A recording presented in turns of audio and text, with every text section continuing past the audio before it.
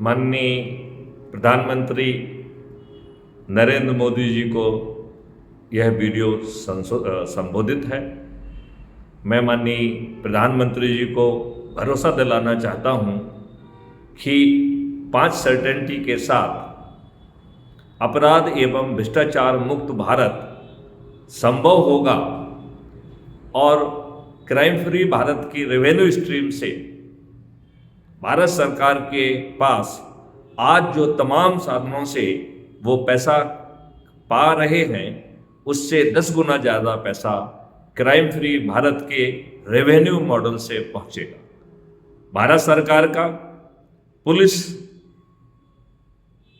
प्रशासनिक और न्यायिक व्यवस्था पर खर्च आधा हो जाएगा। देश की जनता को अपनी FIR लिखाने थाना नहीं जाना होगा। वह अपने मोबाइल ऐप से एक बटन दबाने पर एक ट्रेंड वॉलंटियर पहुंचेगा। अपने ऐप के माध्यम से उसमें ऐसे तमाम छोटे से गैजेट लगे होंगे जिससे चोटों से लेके बहुत सारी चीज़ों को घटनास्थल पर कैप्चर किया जा सकेगा और आज की तुलना में 1000 गुना बेहतर FIR भारत की जनता को घर बैठे दर्ज हो सकेगी। कानून में परिवर्तन किया जाएगा और झूठी रिपोर्ट करना, झूठी गवाही देना, झूठी विवेचना करना और झूठी वकालत करना बहुत ही गंभीर अपराध होंगे और इन्हें करने वाले जेल में सड़ेंगे। हमारी पुलिस उन साक्ष्यों को भी संग्रहित कर सकेगी जिसे आज वो सोचने की भी स्थिति में नहीं है। इसके लिए ढेर सारे technical gadgets, RFIDs, CCTVs, sensors, camera, drone इन कंजक्शन काम करेंगे और इसको जमीन पर उतारने के लिए भारत सरकार के ऊपर 1 पैसे का बोझ नहीं आएगा, बल्कि जितना पैसा इनको बांटा जाएगा उससे दुगना पैसा अपराधी से वसूल होगा। इस प्रकार भारत सरकार को क्राइम फ्री भारत के 2 रेवेन्यू मॉडल से लगभग 20 गुना ज़्यादा पैसा मिलेगा। आज की हमारी न्यायिक व्यवस्था अंग्रेजों ने भारतीयों को अपमानित करने के लिए, उत्पीड़ित करने के लिए, शोषित करने के लिए बनाई थी। प्रक्रिया में उलझाकर न्याय से वंचित करने के लिए बनाई थी। उसे जानबूझकर महंगा कर दिया गया है। आज न्याय की चाह रखने वाले बर्बाद हो रहे हैं, उन्हें अपनी जमीनें बेचना पड़ रही है और सालों साल कोर्ट कचहरी के चक्कर लगाना होंगे। मैं माननीय नरेंद्र मोदी जी से प्रार्थना करना चाहूंगा कि अधिकतम 30 दिन में न्याय दिया जाना संभव होगा और किसी को कोर्ट कचहरी के चक्कर नहीं लगाना होंगे। तो माननीय नरेंद्र मोदी जी पूछेंगे कि भाई बिना कोर्ट कचहरी के चक्कर लगाए ये कैसे संभव होगा? तो इसके लिए video based distributed trial system ईजाद किया गया है और लोग बहुत सारे जजेस को ट्रेंड करके इम्पैनल किया जाएगा। लिहाजा एक जज केवल एक ही केस को जो है ना एंटरटेन करेगा।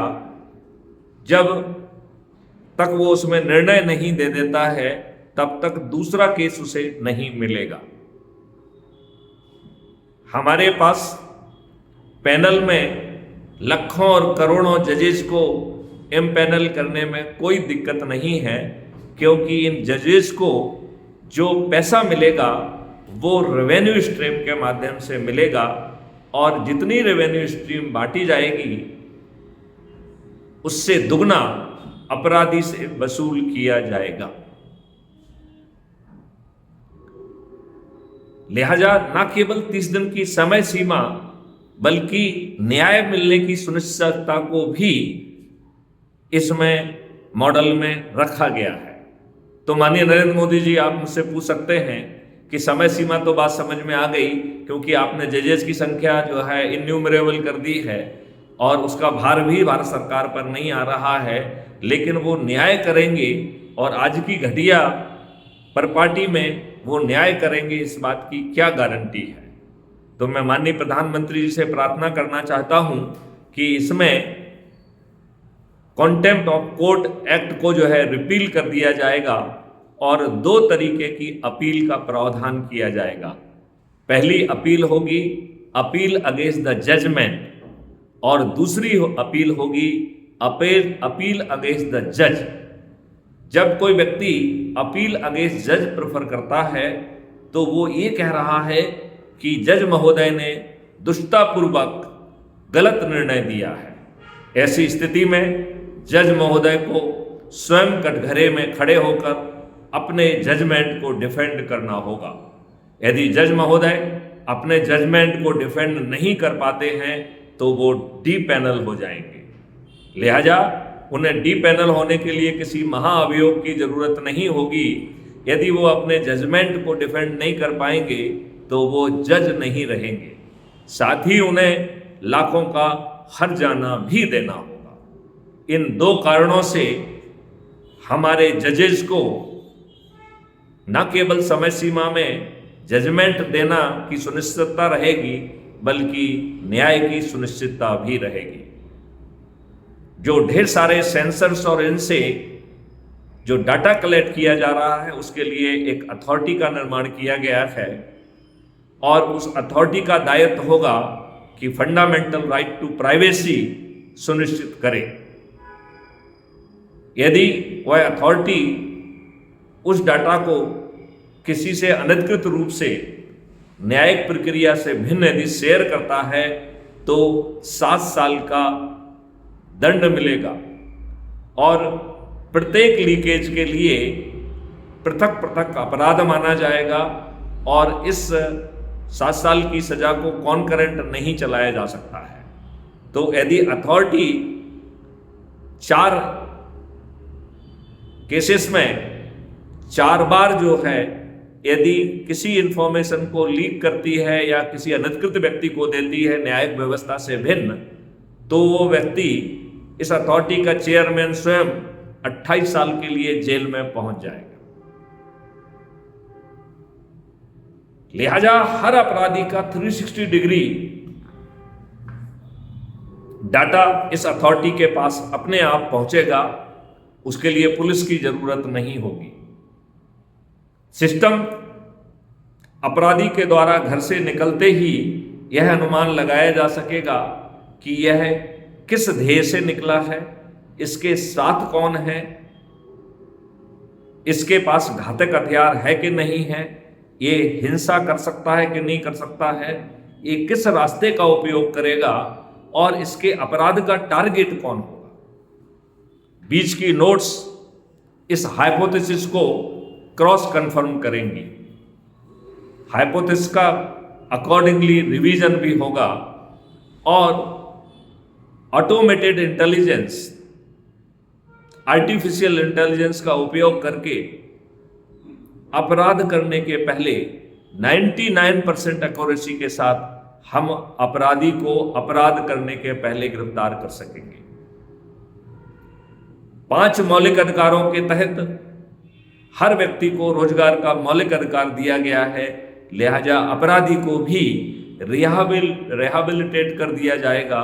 लिहाजा अपना पेट पालने के लिए, अपने बच्चों का पेट पालने के लिए, आज की दुर्व्यवस्था में घूस देने के लिए पुलिस को, वकीलों को और बाकी लोगों को उसे अपराध पर निर्भर नहीं करना होगा। मैं माननीय नरेंद्र मोदी जी से प्रार्थना करता हूं, इसके लिए आप एक कमेटी बनाएं। मैं लाइव प्रेजेंटेशन के माध्यम से उस कमेटी को, सभी राजनेताओं को और देशवासियों को डिटेल में संतुष्ट करूंगा, और यदि आप उससे संतुष्ट हो जाते हैं तो आप जो है इस देश को टैक्स मुक्त भी कर पाएंगे, कर्ज मुक्त भी कर पाएंगे, आपके पास 20 गुना ज़्यादा पैसा पहुंचे आएगा और भारत का हर नागरिक समृद्ध व खुशहाल हो सकेगा। लिहाजा मैं माननीय नरेंद्र मोदी जी से प्रार्थना करता हूं, इस पर जरूर विचार करें और शीघ्र निर्णय लें। नमस्कार, जय हिंद, जय भारत, वंदे मातरम, जय गुरुदेव।